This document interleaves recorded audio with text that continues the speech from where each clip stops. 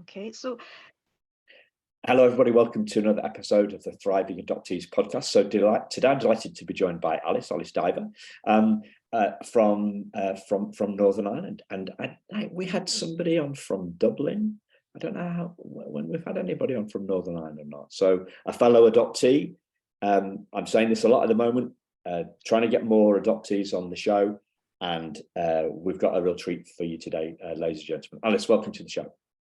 oh, thank you very much. Thank you for having me, Simon. It's nice to be here. It's great. So in the dark days after Christmas, it's nice. Dark Nice to days have after Christmas, yeah. So nice to look forward to. Yeah. And Alice works in at a university, and so one of her things at the moment, she's got a massive pile of marking. So hopefully we're a nice, pleasant distraction from that today. Very nice distraction. It was my birthday a few days ago too, so that's always a sort of a mixed day. So it was nice to have this to set aside. So another Capricorn then. What? Oh yes, we're everywhere. What date is your birthday? I'm going the 9th. Now. You're the 9th. The 9th. So I think it's usually it falls on a Black Monday. It's the week after New Year's Eve, so everyone's depressed and penniless and ill.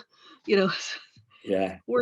Worst week of the year to get anyone out to party, but it's fine. We cope. We endure through these things. Yeah. Mine's the 4th, so right. I see. You still might have Christmas lights. You still might have. Well, according to tradition, if you don't take your Christmas lights down until the 12th night, then yes. But my wife likes to tidy the house up, so there we are. There are no lights. A house like that too. Yes, she likes to get hoovering and stuff. So yeah. So I was telling Alice that my new year started quite eventfully. So on the 1st of January, I had a phone call with a cousin who I had never didn't know I had. She'd found me. I'd done my DNA, and she found me through Ancestry, and she's 9 years older than me, and she has told me the city where my birth father lives, and we know what. Well, that's the famous line from Liam Neeson, the guy from the actor, isn't he? We know where you live. Find you, yes. I have a set of skills, unique set of skills, and I will track you down. I will find you. Probably not the approach to take the first time you ring a long lost relative. Indeed, yeah. So Alice, hunt you down.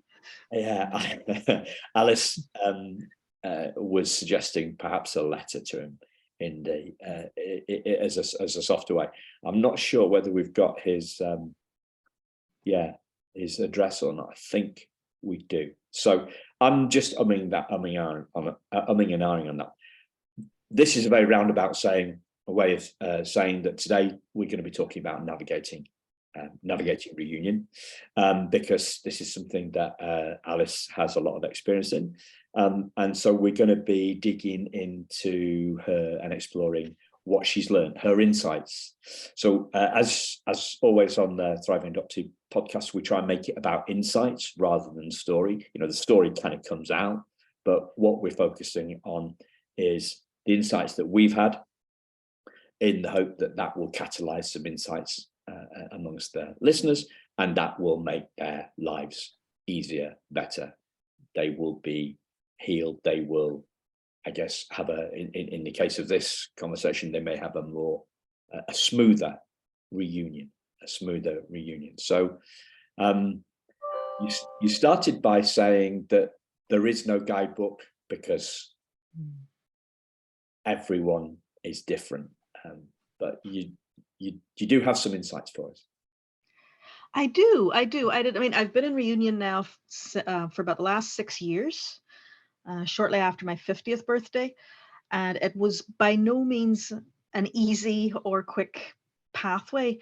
So my main insight would be have patience. I had 30 years of a brick wall. I would say tread very softly, because I'll refer to my own experience. I'm in reunion now with my birth mother. I'll say mother. She likes the name mothership. I'm not a fan of the term birth mother, so I'll say mother because my adoptive parents are deceased now for 20 years. And I had contacted her initially in Montreal, the 1980s, with confidential anonymous letter. That's how the system worked. And I think she basically panicked. She wrote back in a blind panic because no one knew, and that was it. And then the veto went down, the wall came down. So I too, like yourself, opted for DNA many years later. And it was through finding an aunt who was seeking out her Indigenous ancestry. That's how it clicked. Now, there then followed a good 6 weeks of my aunts, there's a group of sisters, trying to work on my birth mother, trying to reassure her that I was not an axe murderer and that she had nothing to fear. And it took quite a bit. Just get time is the main thing, I think. Time and patience. People can change their minds. I never thought that she would. I had resigned myself to that and would have been happy to have found, even a second cousin with DNA. I would have been satisfied with. Um, so yeah, then the thing about reunion as well, as another adopted cousin said to me, she had found same family a few years before. She said, now, when you meet up, you may think you're prepared for whatever emotion is going to wash over you. It might be sadness, might be happiness. She said, you're going to be a mess. You will cry. She said, but it's the weird thing of getting every possible emotion coming at you all together at once. And I thought, oh my God. And I thought, I got this. I'm fine. I'm old now. But actually, she was right. 1 minute you know, you're a mess. Another, you're buzzing.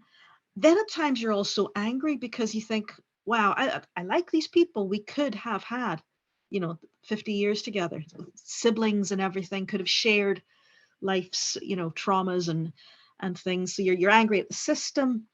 Um, it is everything. It takes a long time to process and it's quite exhausting. So you have to sort of try and be nice to yourself while this is all going on. And I know sometimes people assume that reunion or even just getting your birth certificate, which I'm still waiting on, that getting that is the be all and end all, or finding, oh, I'll be happy if I find a name. I'll be happy if I have a photograph. I just want to know a bit of history or medical info. No, that can change from day to day. And reunion, it's been quite good, but it's not been pain free.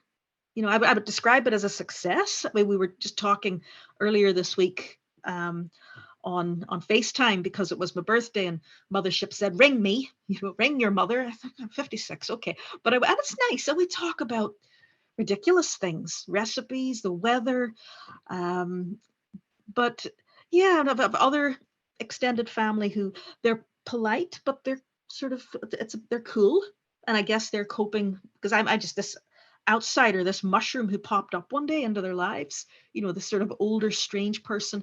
The good thing is, I guess I'm in Ireland, they're in Canada, so they don't have to worry about me popping up on their doorstep. Um, but I think, yes, some of them initially, they said to me afterwards, "Oh, we thought you were after money." To which I said, "Well, do you have any?" Because I whatever that. So there's that lingering suspicion, and I think that's why, back to the initial advice, tread very softly. People do fear us, whether through law, literature, the media. I don't know. That's my research areas. But we do have this sort of long tradition of being this scary, unknown creature that could turn up on the doorstep and can mess with people's lives if we were a long hidden secret. Yeah. Well, let's dive into the emotion. But before we do that, so were you born in 67 then? I was, yes. So we were born 5 days apart. Now that's spooky. Now, see, we could be related. We got to check this DNA stuff. You never know. Yeah. You never know, because my birth father's a mystery. She won't really talk about him. I'm hoping she might eventually, but she's just sort of said he was a bad man and you don't need to know. I'll tell you stuff when you're ready. I mean, I don't think she wasn't attacked or anything. There was nothing terribly horrendous, but there's definitely something there she's not ready to talk about. So if I could get a name, that would be good, but I can't press her because I'm scared. I guess like stalking a deer, not that I hunt, but I would imagine, or fishing or something, if you don't want to spook the thing that you're looking for. Hunting sounds very aggressive. The thing that you're searching for. People are so easily spooked. So DNA might well turn up paternal cousins or siblings at some point. So as you say, you got to surprise yourself the other day with an unknown connection. Isn't that lovely? It's so nice that they were, you know. Mm. receptive, Um, I guess. yeah. So yeah, the stalking thing, we're back to Liam Neeson again. We don't want to do that. So I want to take you back to, when you hit that brick wall 30 years ago. Mm. Um, so that must have been tricky, eh? It was horrendous. And Quebec laws are quite harsh with veto. The ridiculousness of it is that veto is still there, even though, I've spoken to the agency and said, I'm in reunion. Here's the evidence. Here's all the correspondence. And um, birth mother has offered to go in and talk to them. She said her exact words were, I'll go in with a rock and a sock and I'll explain to them that we're in reunion and they need to give you all your paperwork. And their response, to that, she didn't. I could picture her doing it, but their response was, once you've passed away, the way the veto law works, when you've passed away, only then will your relinquished daughter get her birth certificate. So that is absolutely nonsensical. I don't know if there's much more on the file than she has told me, but it's in sharp contrast to, I guess, way Ireland is now, hopefully trying to get people reconnected with their early life information, with their paperwork. So it's quite out of step, Quebec, with other jurisdictions that are prioritizing openness. Yeah. So when I got my file, it's got the correspondence from Patricia, my birth mother, to the agency in Liverpool, their correspondence back, their notes, from meeting her, a form signed by the birth father saying, he's relinquishing all rights, or whatever I can't remember the terminology. So it's got his name on it, right? And interestingly, he put his address down as his work address. And I found out from my birth mother why that was. I thought he was trying to hide it from his parents, but he wasn't. He was trying to hide it from another family member who he was living with. He wasn't living with his parents. His parents had died. So in that file, there might be the name that the mothership doesn't want to give you. She might have shared that with or might not have, but so that could be the thing that comes out of it. But something kept you going. So despite that, hitting that brick wall 30 years ago, did you just say, right, that's it? Did you give up on it, and then 20 years later you heard about DNA and thought, I'll give it another go? Or how did it work? Pretty, but that's, I guess, in a nutshell, that's pretty much it. I mean, what kept me going, I was still a trainee solicitor at that stage. I went into academia shortly afterwards, so I had that work to take my mind off it. But I mean, with hindsight, yeah, I was very much a mess. I had my eldest daughter was 2 then, and I was expecting my son in a few months. So I guess I could blame hormones as well. It was quite, looking back, it was quite a lot. And I think I did go into a bit of I don't say a dark place, because that's very cliched now. I was maybe not my best self. I struggled to get work done and to hold things together. But if you have young children, you do have to sort of pull yourself together. But it did take a long time, to sort of, it never go. I mean, it's there in your mind. I kept the letters. Her letters were, she said herself, she was surprised I kept them because they were quite cruel. She wrote the 2 anonymous letters saying, here's why I didn't keep you, and, don't contact me again. I'm so stressed. They were I remember the social worker at the time said, I wasn't sure whether I should give you these because they're not nice, but they're yours. You deserve to have them. And I thought, yeah, the truth quite often is not an overly pleasant thing in our realm, in things to do with adoption. It can be a dark thing. So I was glad to have them. And I guess I've never been in therapy, but I'm told that, that's kind of dealing with the dark stuff. It has to, like lancing a boil, it has to be done. I may be scared that demons will come out if I let anyone at me with a, with a sharp implement. So it's interesting, but yeah, it took a long time. Even and it was everyone was so surprised when the DNA worked its magic, and it was down to one aunt primarily who just was very gently persistent with my birth mother. And I found this point interesting. They're of indigenous extraction, indigenous descent in Newfoundland. So my aunt, and people will either think this is bonkers or that it's lovely. She did a sweat lodge round about the time when we thought, here comes a second rejection, and you're just in limbo for a long sort of 6 weeks over Christmas and birthday. My aunt, in desperation, she went and did this sort of sweat lodge thing and had various experiences. And at the same time, a day or two later, birth mother had a very strange dream involving her late father. And she says she could just see him, and she could see him holding a small child by the hand. And the dream woke her up, and she says then she had a good cry for a day. She told her husband that I'd found her, but she had told him 30 years ago, but she never told her children. And then she sent me a Facebook message saying, "Yeah, it's time." And I thought that's a good opener. So Right. I like that because it's got the indigenous stuff. But I've told people that story and they've looked at me like I've lost my marbles. That like got two heads. But I think whatever works. I like that. Yeah. So trying to learn more about the indigenous aspects of my Yeah. ancestry. I find that very interesting. Whatever it takes for us to have an insight and to change, to change our mind about something, it was a blessing, wasn't it? So it may have been a wacko dream, but whatever it takes. And Yeah. interesting that it's about change, isn't it? Insights are about change. And unfortunately, there's no timetable for them. Yeah. But when we change our view of stuff, then we move forward. Yeah. But there was a practical aspect to it as well, which might be of more use to people who don't have access to a sweat lodge or indigenous ancestors. She was very, very frightened because I had done the DNA. And the way it worked, it was family tree rather than ancestry, but it puts all your information, your detail up, and it sort of shows the connections because myself and my aunt, we had that there.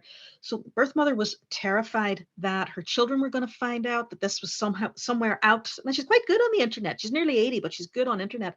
But she was petrified that somebody would see this and the secret would come out and so on. So what I actually said to another aunt, I said, listen, I'll set all my settings to privacy. I'll set them to private, and then no one will see, so it won't get out. Because I thought this woman's going to have a heart attack and it's going to be on my head. This is going to be on my conscience. And that's no way to discover siblings, say, yeah, I terrified your mother and she had a stroke. I thought, no, I can't do this. So I just, it annoyed me because I would have liked to maybe be finding other relatives. But I thought, you know what, we'll just set it to private and that's it.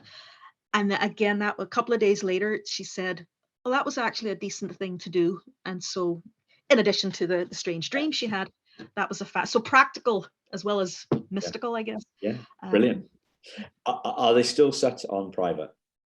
Oh God, no. A week later, she said, Oh, it's quite funny. She said, I'm going to take my time and I'm just going to tell everybody over the next few months. And I said, yeah, that's fine. Whatever works. And then here's some meatball recipes. And I go, oh, thank you. So very, very practical woman.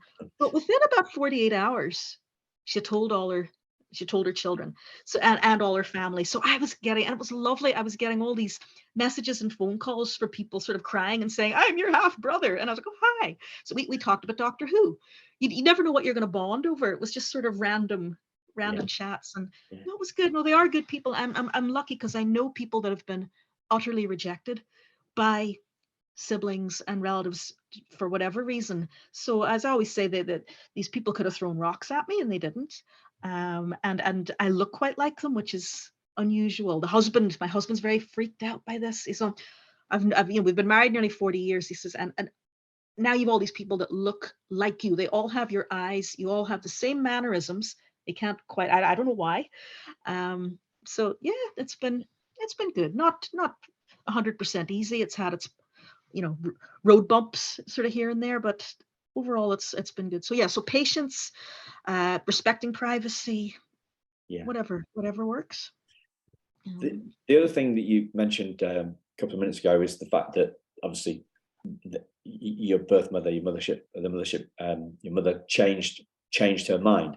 And mm, the other thing that came to my mind on that is that my mum, my adopted, my mum, she's changed her mind on this as well.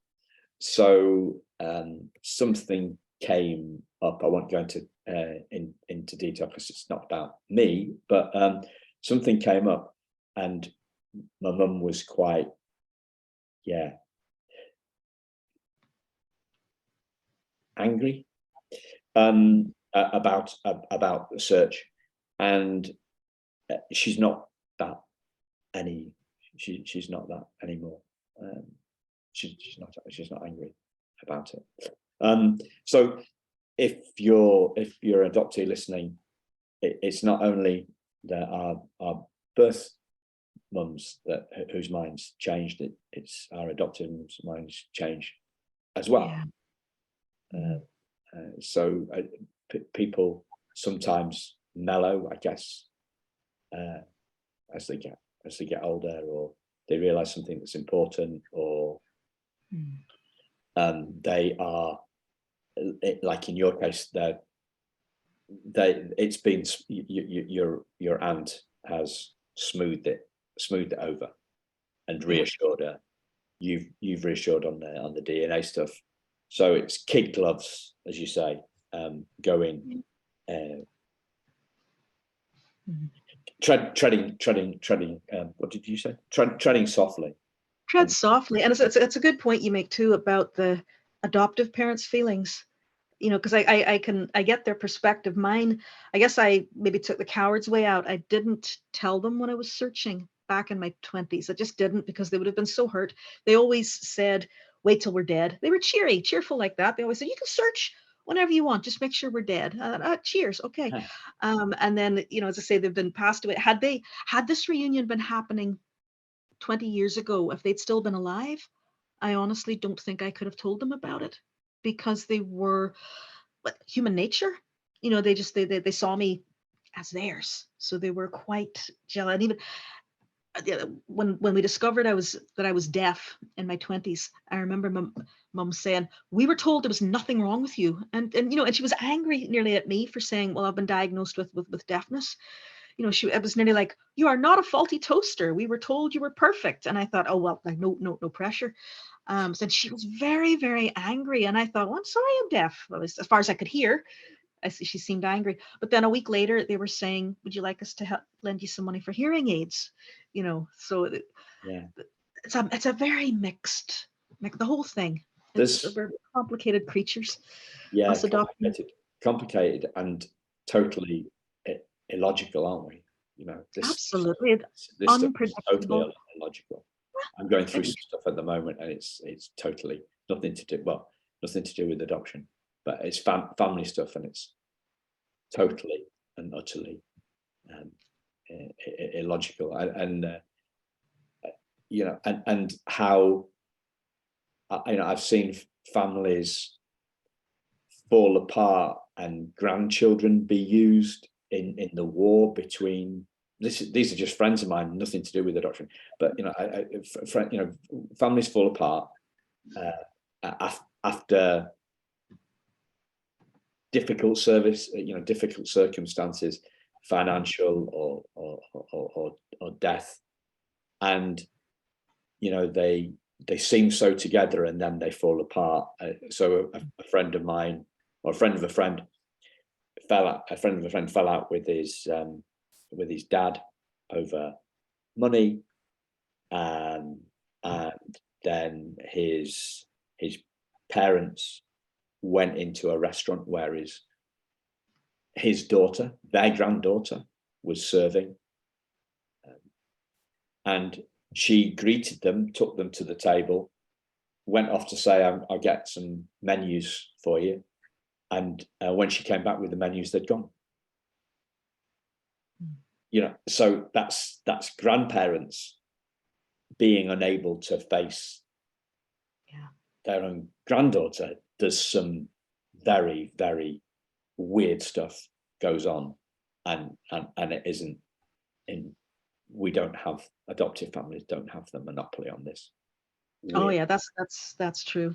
That's true. Yeah. So I say I teach family law, and I warn my students. I have some who are there who would really rather be doing, taxation law or something to do with IT, because they see family law as a little bit dull.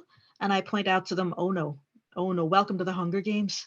You're gonna have, I'm gonna hit you with cases now that will tell you everything about human nature that you never wanted to know. Yeah. It's yeah, we're complicated creatures. I think more so with adoptees, but I take your point that other aspects have it as well. Just Yeah. families. I want you to take you back to the I'll be happy if, I'll be happy when, this Oh yeah. because this I did another podcast on talking. We touched on this yesterday. We did a conversation. It's not yet released, but can you tell me a little bit more about that?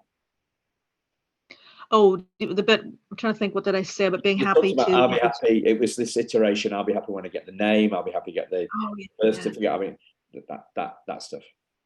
Yeah, I mean that was my mantra for a long time. For many years I just wanted a name. At times then I just wanted a photograph. Just wanted to see if they're, because you've probably done this too when you're younger. You pass people in the street and you think they look a little familiar. I wonder, could they be? Are they the right age? Or, you just don't know.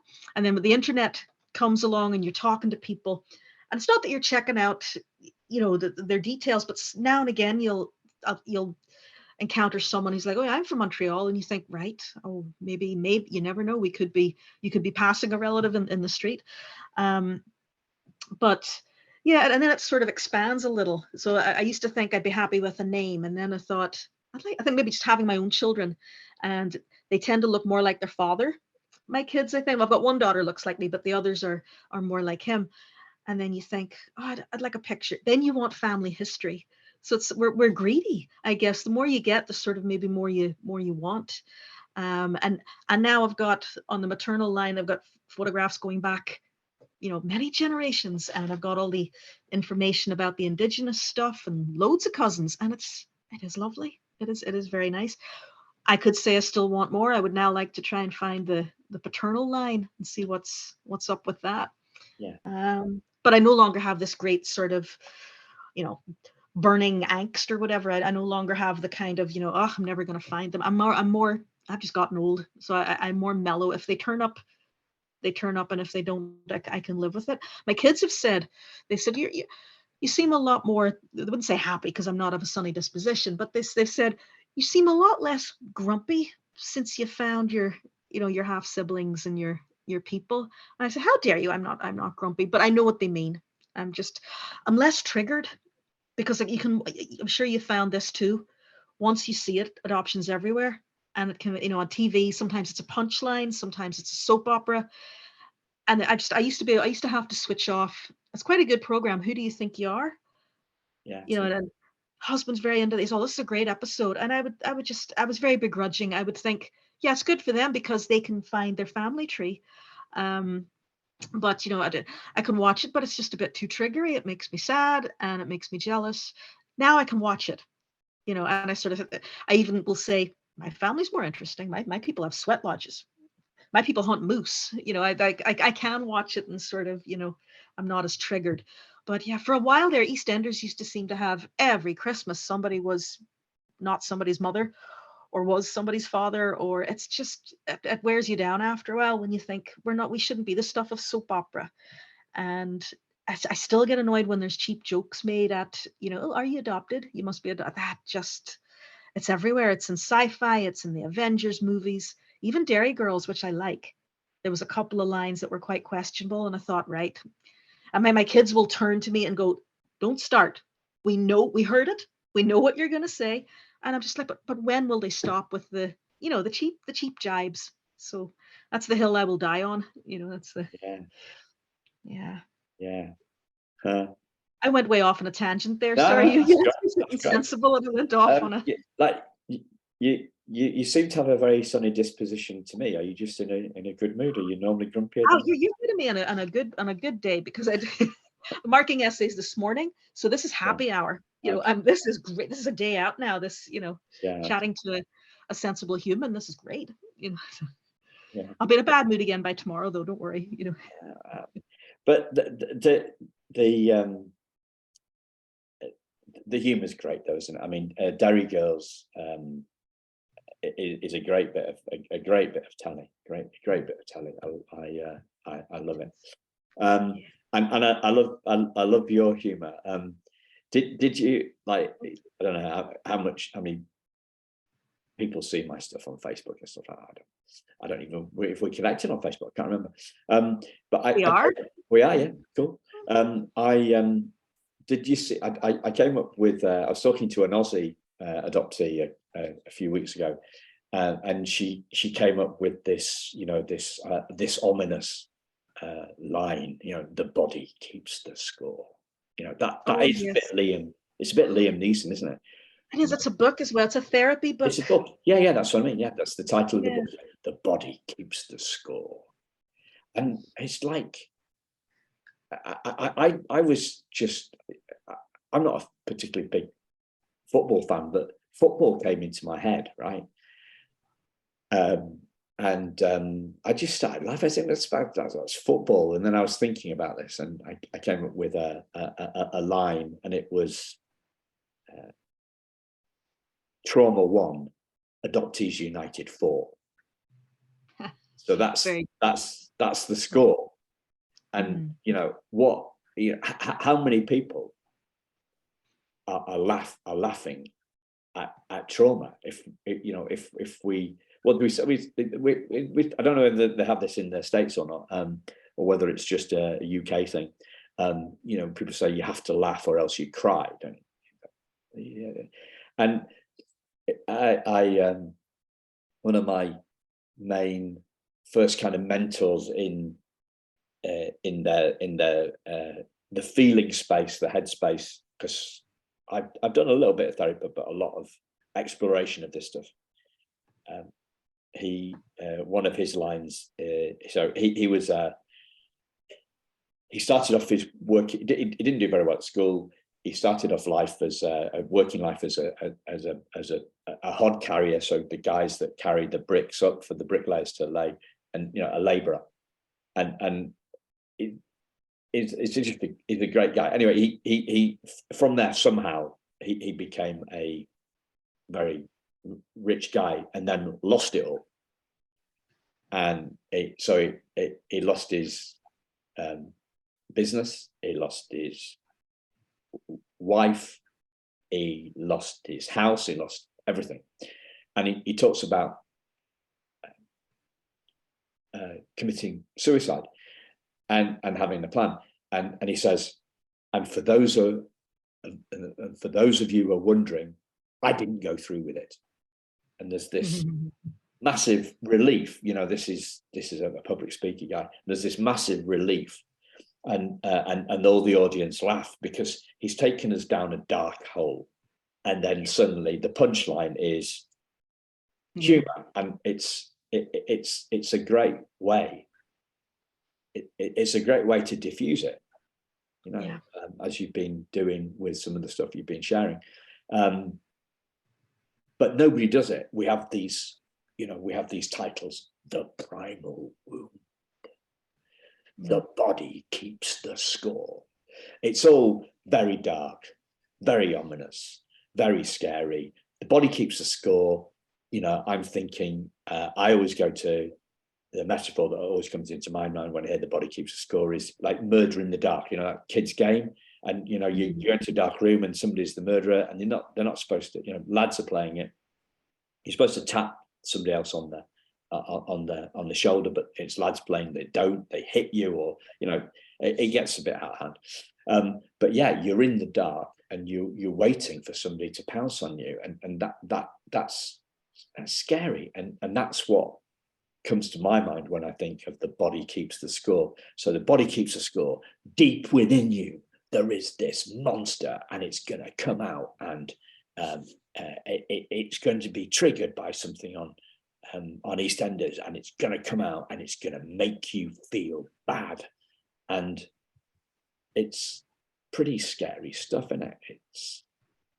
It is, although I have to admit, in defense of The Primal Wound, it was one of the first books to sort of grasp the nettle and to say, but actually adoptees are at a disadvantage. We don't have the, I mean, I was 8 months before I was adopted, so I'm allowed to be, I think I'm allowed to be, grumpy at times, or, I'm not an activist, but I And would. if it had been 7 months, would you be entitled to be slightly less grumpy? I don't know. I mean, other adoptees that I know that maybe were adopted at birth seem sometimes a little more settled, sometimes less so. It's a tricky one. But the Primal Wound, there's a bit of backlash from some adoptees against the Primal Wound, but not really for the reason you're saying. They're saying that it was written by an adoptive mother, and they would prefer to see something written by an adoptee. So for some, it's maybe not dark enough, and then for others, it maybe is too dark. So it's an interesting one. She's also got Coming Home to Self is another one, which is slightly less dark, but no, I don't mind reading the dark stuff, but maybe it's the law background, maybe, or I think sometimes you have to, as you say, you have to sort of go there to come back, and then to do the humor or the resignation, or the gallows humor. I think we sometimes have. I do, especially, I guess, whatever works, which is where we started, the theme that we started with, wasn't it? Is sort of whatever gets us through the various times. I have a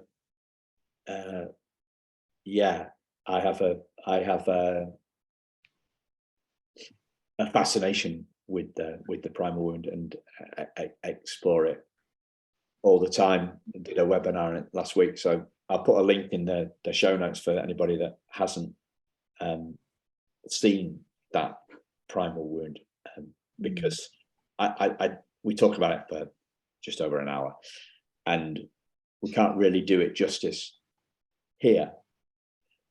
I'd like to ask you a question that does come to mind when I consider the Primal Wound, and that is, what do you think is wounded? Oh, where would we start? I don't know. I think, I would need probably a psychologist or an adoption pathologist to properly answer, but I guess it's, well, they would say, with studies on babies before they're born, they recognize their mother's voice, and then if you're born and she's not there, you begin with loss. I'm thinking babies like myself, people from my era that maybe were in an institution, a mother baby home, for whatever, 7-8 months. If you didn't have a primary caregiver that you bonded with, I think that messes with your head. Or if you had someone you bonded with and then you were removed to these new parents who were strangers, loving as they may well have been, etc. I do think, just having raised my own kids and looked at them at that age, that the age that a baby takes strange. They get to about 9, they're all very friendly, and then they turn about 9 months and they realize that's a stranger, and that's my mother and I miss her. I do sometimes think, whoa, I must have been, my parents said that I did spend a couple of years, the first few years of my life, just sort of screaming and playing up. And I'm thinking, well, I probably was confused and wondered where I was, but I don't think this dawned on me until I had kids of my own. So I guess but I don't know how to phrase that in an acceptable term. I know puppies have to be they can't be taken from their mother till they're 6 weeks, or it can have a bad effect. So I guess if we're mammals, I would look at it like that. Did you say adoption pathologist? Yes, adoption psychopathology is one of, there's critical adoption studies, and then there's adoption. No, it's I don't want to make it sound like paranormal. Psychopathologies of adoption. I have material that I can send through to you that would have sort of links. Might be probably helpful. more study, probably more. Yeah, I can do that. So my take on it is, because I've considered that quite a lot, is that what is wounded is our sense of self. And from there, I go to, well, our sense of self isn't ourself. It's just a sense. It's not the truth of who we are. Is that too woo-woo for you?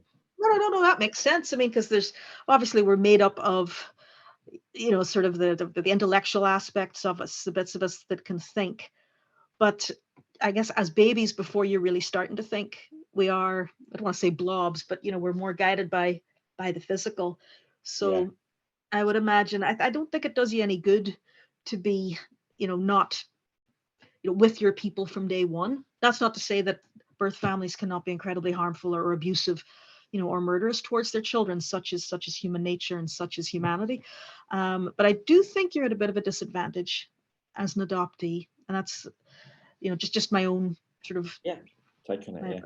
my own opinion. And if that gets us extra, again, back thinking like a lawyer, but if we have to be labeled as such, and speaking as a disabled person, if it entitles us to a bit more support, if it meant that adoption therapists didn't have to go through Ofsted or didn't have to jump through as many hoops, and there'd be more therapists available, more support available, then I think that's no bad thing. Just personally, I'll take whatever label if it gets, it gets me more support or more support for my people, for us, crib mates, for those of us who maybe haven't got it all together. Because I don't know if I consider myself terribly healed. I think it's ongoing, and I think times when I think I'm doing okay, and then something random will set off a trigger. You're probably similar.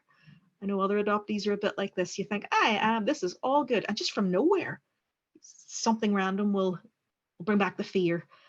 And so, yes, and everybody's like that. Yeah. Like True. we're all like the human. That's the human condition. That is the human condition. So my view is that we are whole with insecurities, or we are whole, but that we sometimes lose touch with who we are. We lose touch with the wholeness that we are. I don't think that we are the essence of who we are is wounded, because I think the essence of who we are is unwoundable, and that's what the webinar is all about. Did I send you it? No, I didn't. Very interesting. I have 800 odd people that I've spoken to about the podcast, and I let them know about the webinar on, it's called Whole, Healing the Primal Wound. These are all adoptees, adoptive parents that run adoption agencies in the States, people that run adoption agencies here in the UK, and a few adoption professionals with no lived experience of adoption, right? Of the 800 that I emailed to tell them about the Primal Wound webinar, only 30 registered, less than 5%. And given that I'm trying to help people heal, I was very surprised at that rate, less than 5%. And it was recorded. Everybody was told that they could. Well, you've probably been busy marketing, right? But they didn't have to go on live, because they were going to, register and get the recording. But very interesting, because for me, the biggest thing in the healing is curiosity. So I'm driven by curiosity to understand who I am, and so I expect other people who are in this world to be as curious as I am. And it never surprises me how wrong I am, because I expect, I keep on expecting others to be like me. So that keeps on coming back to me, and maybe one day I will learn that lesson. But listeners, if you're interested in it, as I say,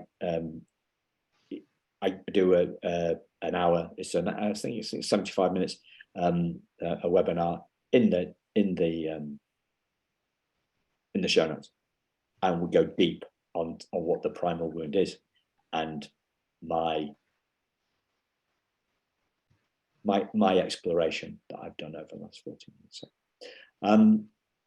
wow, we've done almost an hour, Alice. Thank you very much for. No worries. I will check out your webinar. Check out your webinar. I'm nearly finished a mountain of marking, and once I get that done, I can release myself back into society. Good on you. So, well done for sticking with the marketing. So, I wish it was marketing would be much more interesting. Marketing would be more fun, would it? Maybe. So thank you very much for coming on for having me. The show, and you've done some quite intellectual kind of academic work. Do you want me to link to the show notes, in the show notes, to that? I'd be absolutely delighted. I have a book from about 9 years ago looking at the right to identity, the law of blood ties. So it's not an angry book, but it looks at human rights violations. It's not too much out of date, so I can send you if anyone wants a free book, probably breaching copyright, but I don't care because we're rebels. So I can send you that. I've got some other pieces that look in law and literature. A new book coming out in August, but it's literature and law, looking at orphans and foundlings and rejections. It's more cheerful than the title would suggest. It'll be not too bad. It's a little bit dark. Yeah. So if you email me that link, then I will put it onto a Google Drive or a Dropbox or something, and then the listeners can find a link to that in the show notes. That'd be great. Thank you very much, listeners, and thank you, Alice. You've been an absolute star. I love your humor. I love you. Thank you for listening to me, to my ranting. Good. Take care. Thanks, listeners. Good night.